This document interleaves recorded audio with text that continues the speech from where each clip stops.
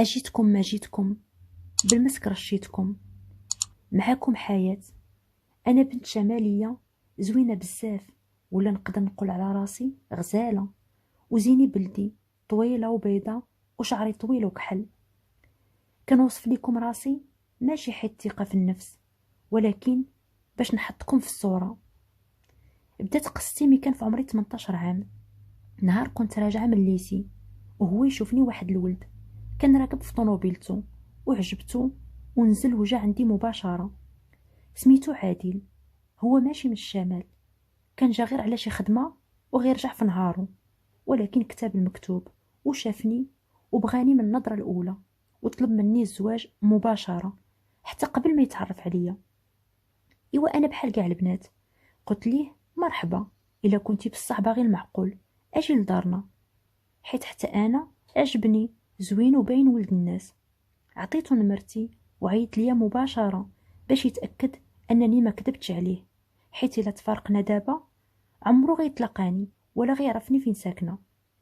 المهم وخا هكداك حط طونوبيلتو في واحد الباركينغ وتبعني حتى لدارنا، ومن بعد غير سيمانة جاب مو وعمو وخوه، حيت باه كان ميت.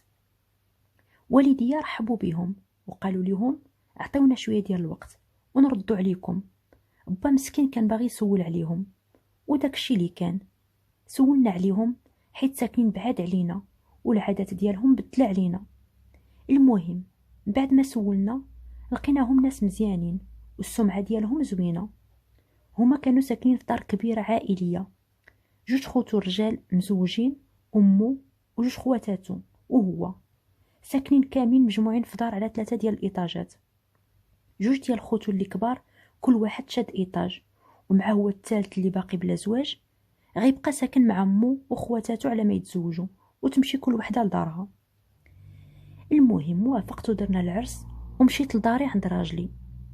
الصراحه ما عندي ما نقول فيهم، فرحوا بيا وكبروا بيا وكانوا متهلين فيا، حيت انا الوحيده في عريستهم اللي غريبه عليهم وماشي من المنطقه ديالهم. انا باعتراف الجميع كما قلت لكم في الاول زوينه، وحتى عقوزتي حسيت بها كانت مفتخره بيا قدام الجيران والعائله، واللي كيجيو يشوفني كيقول لهم عادل هو اللي تزوج وكيعرف يختار. وحتى لويساتي، وحده كانت عندها 22 عام يعني كبيره عليا بشويه، والثانيه كانت صغيره باقيه برهوشه، كانوا طايرين بيا بالفرحه وكنا بحال الصحابات. عيالات لويسي حسيت بهم جاتهم شويه ديال الغيره، وخا كانوا كيحاولوا ما يبينوش. المهم انا في الاول ما كنتش باغيه نولد مباشره، وكنت كناخد الكينه العام الاول، وكنا متفقين انا وراجلي على هاد الشيء. كان كلشي ماشي مزيان الحمد لله، حتى لواحد النهار خرجنا انا وراجلي نتساراو شويه ونفوجو، وبقينا نهار كامل وحنا كندورو. تغدينا برا وشينا شي حويجات ومشينا قدام البحر. المهم دوزنا نهار غزال، ومي كنا راجعين دزنا لواحد القهوه اللي راجلي مولف كيجلس فيها، وشربنا عصير دغيا دغيا. ما كملناش حتى ربع ساعه حيت انا كنت عييت، ودخلنا بحالنا. حتى لهنايا ما كاين حتى مشكل. من بعد واحد اليومين لوستي الكبيره كانت باغيه تقضي شي غرض، وطلبات من عادل راجلي وصلها في طوموبيلتو. هو ما كانش كيرفض لهم شي طلب، وعنده خواتاتو عزاز وكيتهلا فيهم. خداها معاه وقال ليها صافي غنبقى معاك حتى تسالي ونردك للدار. وداكشي اللي كان، مشات وقضات الغرض ديالها، ومن بعد دوزها للقهوه اللي كنا جلسنا فيها انا وياه من قبل، وجلسوا مده طويله وبقاو جماعين، ومن بعد ردها للدار. وغير دازت واحد السيمانه راجلي تلاقى مع واحد صاحبو كان كيعرفو من شحال هادي، مشى للخارج يخدم ودابا جا غير فاكونس. هاد صاحبو ما كانش كيعرف عائلة راجلي وعمرو شافهم، كان كيعرف غير عادل من ايام الجامعة. هاد الراجل قال لراجلي شفتك السيمانة اللي فاتت كنتي جالس في القهوة وبغيت نجي نسلم عليك، ولكن شفت معك واحد البنت وما بغيتش نجي نديرونجيكم. وهو يقول ليه عادل هاديك اختي خرجت معايا نقضيو شي غرض ودازت معايا للقهوة. وهو يقول ليه الا كانت اختك ما كاين ما يتخبع، انا عجبتني بزاف وباغيها للمعقول، ولا كنتي موافق نجيب والديا ونجيو نديرو اللازم. عادل راجلي فرح، ولكن ما بغاش يبين قدام صاحبه. قال لي واخا نتشاور مع موالين الدار ونرد عليك. وفي العشيه جا وهو طاير بالفرحه، حيت كان كيعرف ان داك الولد ولد الناس وفي الخارج. وحتى اختو كانت ما كتقرا ما كتخدم، يعني كتسنى النصيب ديالها وصافي، وعرفها غتفرح بهاد الخبار. وداك الشي اللي كان، غير عرفات طارت بالفرحه وحشمات ومشات لبيتها. وعقوستي حتى هي طارت بالفرحه وقالت ليه صافي حدد معاهم واحد النهار يجيو فيه. عادل عيط لصاحبو قال ليه صافي مرحبا بكم. وحنايا بدينا على التوجاد وكل واحد فين كيجري. كنا فرحانين بيها، وخصوصا انا كانت صاحبتي واختي وفرحت ليها. وحتى عيالات الويسي هبطوا عندنا وبدينا كنشدو فيها ونضحكوا معاها ونقولوا ليها عندك تمشي للخارج وتنسينا. المهم جا النهار اللي غيجي فيه العريس. هنايا كانت العائله تقريبا كامله ساقت الخبر، حيت واحد مرت لوسي كتجيهم من العائله وقالتها لوالديها، وحتى لوستي قالتها لصحاباتها. ايوا وصل العريس وجاب معاه مو وباه وخوه. دخلوا ورحبوا بيهم عقوستي والويسي، وبقاو جماعين المده وكيضحكوا باين عليهم كاملين الفرحه. واحد مرت لوسي كانت جالسه معاهم في الصالون، حيت عندها ولدها صغير كانت حاطاه في حجرها وجالسه معاهم. وانا ومرت لوسي الثانيه في الكوزينه ومعانا لوستي الصغيره. اما العروسه كانت في بيتها حشمانه وكتوجد راسها. هنايا سمعناهم كيقولوا لعقوستي ايوا عيطي لينا لعروستنا نشوفوها. وداك الشي اللي كان، عقوستي عيطات لبنتها وغير جات ودخلات. العريس وقف من بلاصتو وقال لراجلي خويا عادل انت يا عزيز عليا، ولكن ماشي تضحك عليا. عادل راجلي تصدم وكل شي بقاو مصدومين وما عرفوا باش تبلاو. عادل قال ليه ما فهمتش، وهو يقول ليه ماشي هادي اختك اللي كانت معاك. هو حساب ليه عادل بدل اختو الصغيره بالكبيره، وقال ليه هادشي ماشي ديال الرجال باش تبدلوا ليا العروسه. حنايا تماك كنا في الكوزينه انا ومرت لوسي ولوستي الصغيره، ومن سمعنا الروينه نايضه في الصالون وشفنا العروسه خارجه كتجري وكتبكي، مشينا مخلوعين نشوفوا شنو واقع. وغير دخلنا وهو يشير عليا بصبعو وقال ليه هادي البنت اللي شفت معاك في القهوه، وهادي اللي بغيتها للزواج. عادل راجلي عرف راسو هو الغلط، وهو اللي نسى كاع ان انا وياه كنا مشينا لداك القهوه من قبل ما مشى مع اختو غير بيومين. وخا حنايا جلسنا غير ربع ساعه وهو واختو بقاو اكثر من 2 د السوايع. وعرف ان صاحبو ما دارش شي حاجه ديال العيب وجا من الباب. ايوا كلشي تخسر وكلشي بقى حشمان من الموقف المحرج اللي حشومه حتى المعاوده، وخرجوا بحالهم وخلاو كلشي الكادوات اللي جابوا ورفضوا يديو شي حاجه معاهم. كان احراج لوستي مسكينه، واحراج للعريس قدام عائلته، واحراج لعادل راجلي اللي غلط وحطهم كاملين في هذا الموقف المحرج، وبطبيعه الحال احراج حتى ليا انا. ايوا الهلا يوريكم، عقوستي بغات تاكلني وردات ليا كل شيء، وخا انا ما درت لا بيديا ولا برجليا، ولكن هي بغات تلصقها ليا وصافي. وبدات كتعايرني وتقول لي عجبك زينك، وتقول لي علاش جايه كتنقزي وعلاش ما بقيتيش في الكوزينه، اش دخلك نتيا في هذا الشيء. يعني كتلومني على غلط دارو ولدها. وزيدون حتى مرت لوسي كانت جالسه معاهم، ومرت لوسي الثانيه اللي كانت معايا في الكوزينه جينا انا وياها ودخلنا نشوفوا شنو كاين من بعد ما شفنا العروسه خارجه كتبكي. ولكن هي ما بغاتش تفهم ولمتني غير انا، وقالت لي انت هي اللي خرجتي على السعاده ديال بنتي وكرهاتني وحقدات عليا. لا هي ولا حتى لوستي ما بقاتش كتهضر معايا حتى هي، ولا حتى كتشوف فيا. وتماك غيبدا العذاب. وعقوستي علنات الحرب معايا، ما بقاتش حاملاني وما بقاتش باغياني نبقى مع ولدها. بدات غير هضره جوج تلوح ليا شي كلمه وتجرحني، وبدات كتهضر فيا مع حريصتها.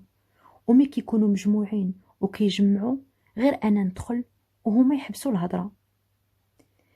ايوا انا من بعد قطعت الكينه وقلت نولد ولادي نتلهى بهم على عقوستي، ولكن ربي ما عطانيش. داز العام الاول والثاني وحتى الثالث، ولكن والو ما حملتش. هي هنايا كانت مازال حاقده عليا، وكانت لقات سبب جديد اللي تعايرني به، وهو العقر. كان اللي كيشوفني معاها بحال ديما كيشكروني ويقولوا ليها منين جبتي هاد العروسه الغزاله. كانت كتقول ليهم ايوا بصح الزين كاين والسوالف كاينين، ولكن بحالها بحال شي عزري ما كتولدش. كانت كتقولها في وجهي وقدام الناس، حتى كانوا هما كيحشموا وكيبقاو يقولوا لها ايوا داكشي ديال الله. ايوا انا كنت كنردها غير على البكا وما كنردش عليها، حيت كون كان كاع الكلام يتقال كون كان كاع ما تخلقات التنهيده. وحتى ملي كنت كنشكي على راجلي كان كيقول لي شنو بغيتيني ندير لها، هذيك امي، واش غنمشي ندابز معاها؟ يعني صبري وصافي. هي كانت باغيه يطلقني وكانت كتشوفني انا السبب في بنتها، وبزيني كان بعد العرسان على بناتها. ايوا بقيت في هاد العذاب حتى دازت 10 سنين على زواجنا، ومازال ما سهل عليا الله. لوستي كانت دارت 32 عام وكان مازال ما تزوجات، ومازال ما سهل عليها الله. بطبيعة الحال مازال كيلوموني انا، حيت كاع الناس كانوا عرفوا الموضوع، والحمد لله ماشي عرفوه مني انا، حيت انا ماشي من هنا وعائلتي بعادين عليهم. يعني اللي خرج الهضره هو عريساتهم اللي عاودوا كلشي لعائلتهم، وواحد كيقولها للتاني حتى عرفت العائله كامله وحتى الجيران. انا وراجلي عينا ما ندوزو، كانوا كيقولوا لينا ما عندكم حتى مشكل، تقدروا تولدوا، وغير مازال ما سهل الله. ومشات ايام وجات ايام حتى لواحد النهار عكوستي مرضات بزاف وهزوها للسبيطار. كانت قريبه للموت، ولكن ربي حفظها وعاشت، ولكن بقات مشلوله ما كتمشاش، وفمها معوج الله يستر والله يشافيها. الهضره بحرة كتخرجها. انا بطبيعه الحال قابلتها وهزيتها، اما داكشي اللي دارت معايا خليته حتى اليوم الحساب. ولكن ما خفيه اعظم، حيت عكوستي كانت فوقاش ما كتبدا تدخل في النعاس كيجيها واحد الراجل في الحلم، وهو هاز واحد العصا كحل وموسخ وكيبغي يضربها به، وكيقول ليها هادو ذنوب حياة، يعني انا. وبدا هاد الحلم كيجيها بزاف، ومعاه هي عرفت راسها صافي مستحيل عاد ترجع ليها صحتها وتقدر تموت في اي وقت.